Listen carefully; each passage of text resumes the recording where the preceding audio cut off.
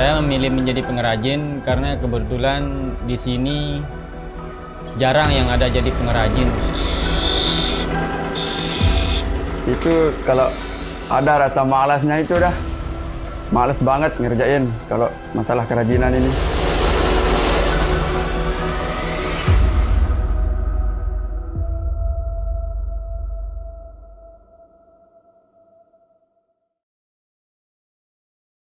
Hai, saya Dewi. Jadi kali ini kita akan mengunjungi salah satu UMKM yang ada di Dusun Tegal, Meninting, Lombok Barat. Mau tahu UMKM apa yang kita akan kunjungi? Langsung aja yuk.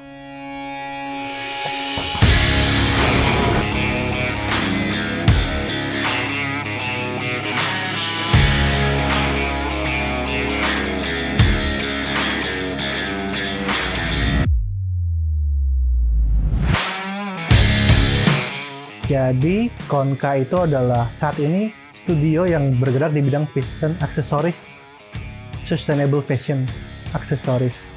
Jadi pertamanya sih ini karena ngeliat banyak sisa-sisa kerang yang ada di studio itu kayak nggak kepake. Saya pikir ini tuh harus jadi sesuatu. Mereka tuh harus diberikan kesempatan kedua untuk jadi sesuatu yang lebih, yaitu dalam bentuk fashion aksesoris. Halo Mbak Dewi. Halo. Sampai juga ke sini. Iya. Mau belajar ke studio? Iya. Boleh? Pasti. Kita langsung aja kali Mas Oke. ya. Oke.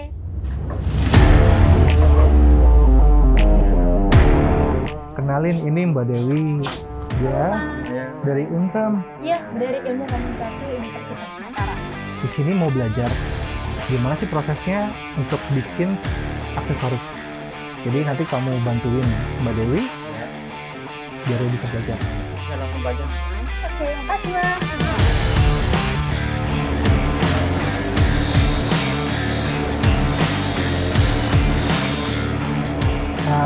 Jadi sebelum usaha itu saya tuh ada research selama kurang lebih 1 tahun. Itu cari pesaing dulu pertamanya, terus cari yang kira-kira market yang bagus, di mana akhirnya saya pilih market untuk generasi milenial yang dimana untuk perhiasan aksesoris itu masih jarang, kebanyakan dari China, terus dari Lombok terutama jarang banget yang bergerak di bidang ini. Padahal marketnya besar, market share-nya besar.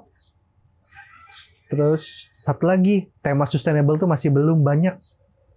Itu yang jadi salah satu alasan kenapa milih market milenial.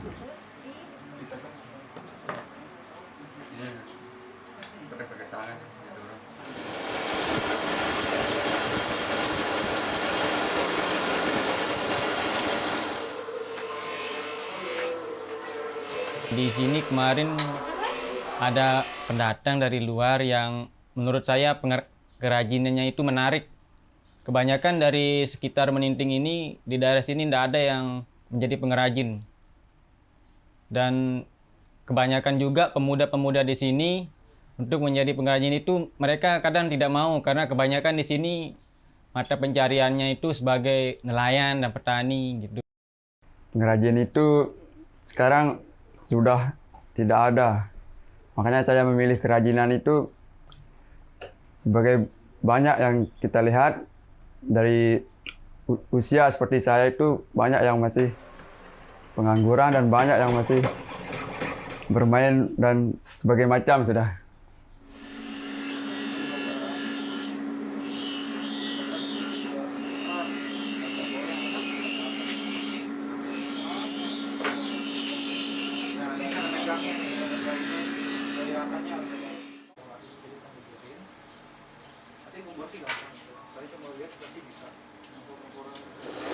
Oke, jadi sebelum Konka namanya, itu kita namanya The Perfecting, itu sekitar tahun 2015, jualannya pertama kali di Kaskus FJB, waktu masih zaman booming. Itu sempat kita jual sampai Belanda.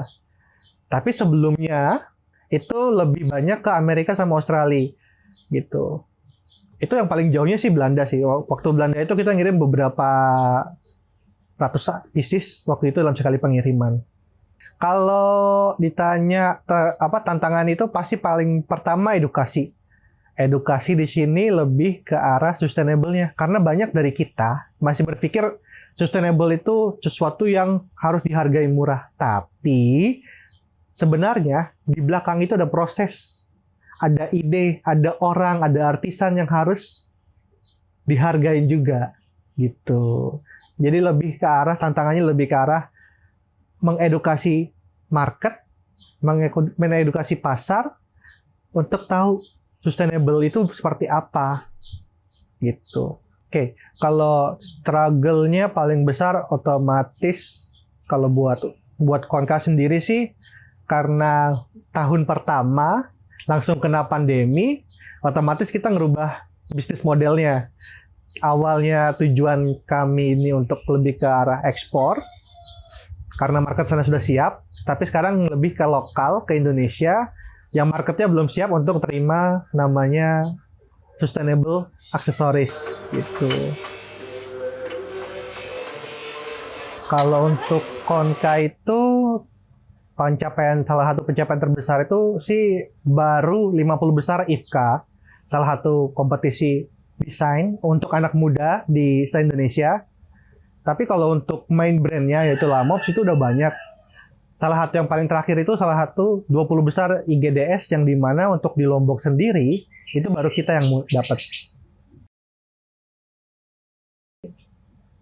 Kebanyakan dari kaum milenial ini lebih suka berusaha tapi sudah yang ada produknya. Nggak mau bikin dari scratch dari awal.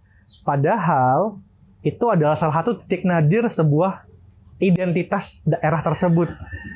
Kerajinan yang ada di situ saat ini tuh belum ada yang melanjuti lagi, regenerasinya belum ada. Padahal kalau dieksplor lebih lanjut lagi dengan ilmu yang terbarukan, dengan ilmu yang karena milenial lebih banyak bisa mencari informasi, itu bisa kok mendapatkan istilahnya kalau sekarang yang cari cuannya tinggi kok. Percaya itu. Kalau dari saya sih bilang, kalau yang kalian cari itu cuma sekedar cuan atau uang atau profit, dikira itu bisa dapat banyak, tapi di balik itu semua kalian tuh ada jiwa sosial akan maju, akan kalian bisa dorong lebih jauh lagi, kalian bisa merekrut banyak orang, kalian bisa membantu orang tersebut, dan satu lagi pelestarian identitas daerah kalian itu akan otomatis bisa berlanjut sampai ke depannya. Itu yang paling penting, identitas dari sebuah kerajinan. Dari sebuah daerah lewat kerajinan gitu. Kurang lebih kayak gitu sih Mbak proses pengerjaannya. Ya. Terima kasih Mas sudah mau menerima kami untuk berkunjung ke UMKM-nya. Jadi saya mau pamit pulang dulu. Ya, silakan. Ya. Terima kasih juga udah berkunjung ke studio. Ya, terima kasih. Semoga UMKM-nya tuh sukses Mas. Oke. Dan dikenal sama banyak orang. Kita bye. Thank you. Ya.